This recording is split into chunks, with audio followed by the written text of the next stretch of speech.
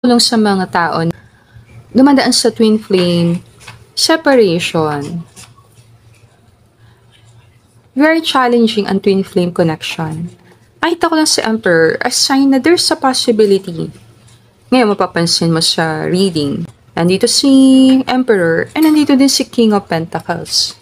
So always naman may choice tayo eh. Pwede naman tayo mag-end up with a soulmate.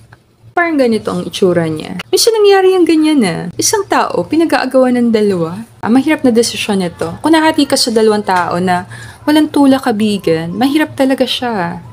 So, kailangan mong pag-isipang mabuti kung ganito ang sitwasyon. Siyempre kasi 4 na kings na ang dala niya. So, parang pwede mo na siyang tingnan, the ultimate life partner.